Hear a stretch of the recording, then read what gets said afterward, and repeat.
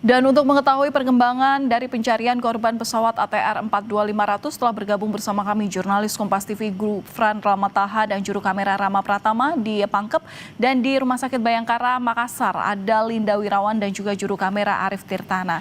Kita ke Gufran terlebih dahulu. Gufran, selamat malam. Bagaimana proses evakuasi korban pesawat hingga malam hari ini?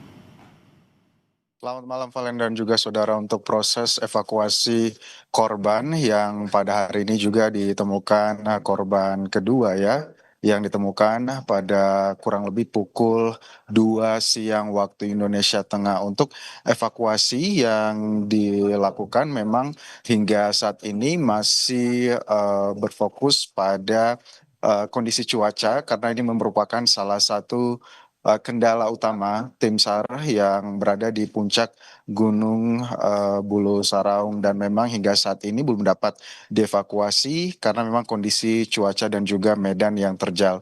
Untuk jenazah ataupun juga korban kedua yang teridentifikasi berjenis kelamin perempuan pada hari ini yang ditemukan siang tadi, karena memang belum bisa dievakuasi, akhirnya memang sudah dimasukkan ke dalam kantong jenazah oleh tim SAR dan kemudian sudah ditaruh di tempat yang aman-aman. Artinya ini dipastikan jauh dari gangguan hewan gitu ya, dan juga berada di posisi yang tidak miring ataupun juga tidak berada di lereng Gunung Bulu Saraung. Kalau kita lihat cuaca kondisi pada pagi hari ini ataupun hari ini, mulai sore hingga malam hari ini saat saya melaporkan, memang kondisi di sekitar kaki Gunung Bulu Saraung ini angin dan juga kabut memang sudah mulai terlihat siang hingga sore tadi, Valen.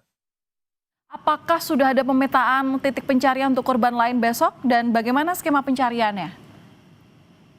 Ya, baik. Untuk pemetaan pencarian korban-korban selanjutnya, tentunya ini merupakan kabar yang baik bahwa kalau telah ditemukan korban pada pukul 2 siang hari ini, karena ini merupakan titik awal untuk bisa memetakan lagi tim akan kemana dan juga akan memperluas titik pencarian hingga radius 3 kilometer. Kemudian juga yang menjadi patokan tim untuk mencari titik-titik korban ini adalah dengan bisa melihat serpihan-serpihan pesawat, karena memang dua korban yang sudah ditemukan ini posisinya tidak terlalu jauh dengan serpihan pesawat yang ditemukan, sehingga memang ini akan menjadi patokan. Terus kemudian juga untuk jalur evakuasi nantinya telah merubah strategi, karena selama ini kan 2 hari tim selalu bergantung pada cuaca. Jadi memang untuk besoknya mereka akan dipersiapkan untuk bisa nginap ataupun juga bermalam begitu ya di puncak Gunung Bulu Saraung,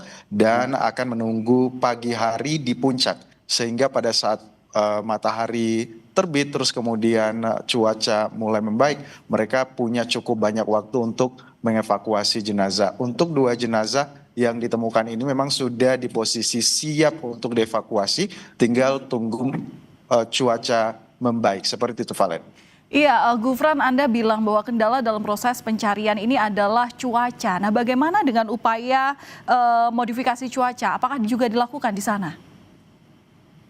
Baik, untuk modifikasi cuaca tentu saja dilakukan. Tadi kalau kita lihat pernyataan dari eh, Kepala Basarnas Republik Indonesia, dan juga tadi ada tim Menteri Perhubungan yang datang ke lokasi posko Basarnas yang berada di desa Tompobulu, Kecamatan Baloci, Kabupaten Pangkep ini. Mereka tadi sempat berkoordinasi dengan BMKG terkait dengan perakiran dan juga update cuaca di sekitar Gunung Bulu Saraung, dan juga tentunya modifikasi cuaca ataupun juga rekayasa cuaca juga sudah diterapkan, dan kabarnya memang sudah berkoordinasi begitu ya dengan pesawat terkait yang akan melakukan rekayasa cuaca atau modifikasi cuaca di sekitar Gunung Bulu Saraung, karena harapannya ini bisa memecah kabut dan juga bisa mempercepat penguapan siklus air yang ada di awan, sehingga kondisi awan tidak terlalu berkabut, tidak terlalu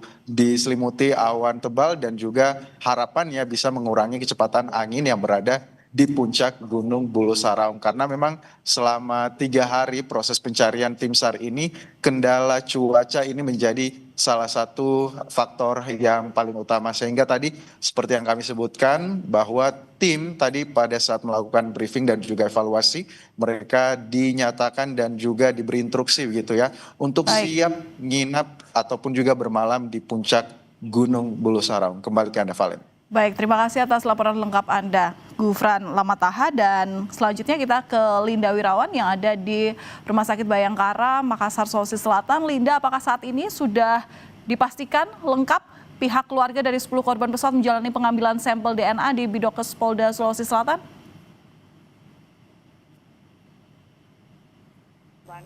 Total semua perwakilan keluarga korban sudah tiba di Bidokes Sulawesi Selatan dan juga sudah melakukan tes antemortem, yaitu pengambilan sampel DNA berupa.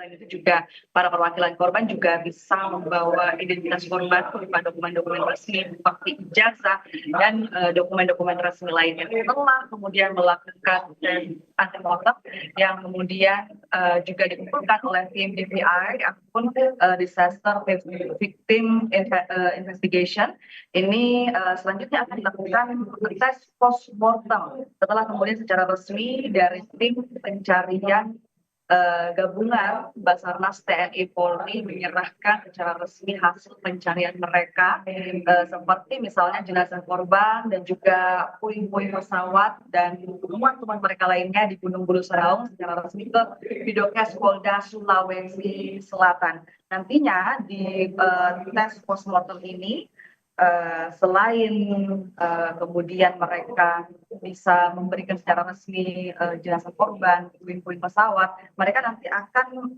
langsung dicocokkan dengan manifest dari maskapai ataupun dari Kementerian Kelautan dan juga Perikanan, dicocokkan dengan hasil identifikasi dari antemortem. Jadi akan dicocokkan antara kemudian hasil tes antemortem dan juga hasil tes dari postmortem. Saat ini total sudah ada 2 jenazah korban yang berhasil ditemukan oleh tim gabungan Basarnas dan juga TNI Polri. Kalau kami di Bidokes Polda Sulawesi Selatan masih menunggu hasil evakuasi dan akan langsung dibawa ke Bidokes Polda Sulawesi Selatan. Valen. Iya, Linda, kalau pengumpulan data antemortem ini sudah dilakukan, bagaimana kemudian dengan kesiapan postmortemnya? Baik, untuk di Bidokes Polda Sulawesi Selatan, di lokasi tempat nantinya akan dilaksanakan tes postmortem sudah dipersiapkan sesuai dengan prosedur dan juga sudah dipersiapkan untuk menerima jenazah korban yang telah berhasil dievakuasi nantinya. Untuk di lokasi postmortem dibagi menjadi beberapa sisi, mulai dari pemeriksaan properti jenazah hingga ruang otopsi untuk pengecekan sidik jari, kondisi gigi, dan juga pengambilan sampel DNA. Dan untuk lebih lengkapnya, bagaimana kemudian apa yang akan dilakukan selama tes postmortem nanti, berikut adalah pernyataan dari Kabid Humas Polda Sulsel, Kombes Didik Supranoto. Kemudian setelah kita melaksanakan tes atau pengumpulan data antemortem, kita akan melaksanakan tes postmortem. Nah, ini bisa kita lakukan setelah nanti ada penyerahan dari tim pencari yang akan dipimpin oleh Basarnas, menyerahkan hasil pencarian itu, baik itu berupa jasad korban atau tubuh korban atau barang-barang yang lainnya. Setelah itu baru kita bisa meyakinkan ya pada semua masyarakat, ya kita cocokkan apakah itu sesuai betul manifest itu dengan temuan atau hasil identifikasi yang dilakukan oleh tim DVI. Dan kita berharap proses evakuasi di Gunung Bulu Saraung dapat segera berjalan dengan lancar dan segera dikirim ke Bidokes Polda Sulawesi Selatan agar segera dapat dilakukan tes postmortem untuk identifikasi jenazah korban. Kembali ke Anda, Valen. Baik, terima kasih atas laporan Anda, jurnalis Kompas TV Linda Wirawan, dan sebelumnya ada Gufran Lamataha. Terima kasih kawan-kawan.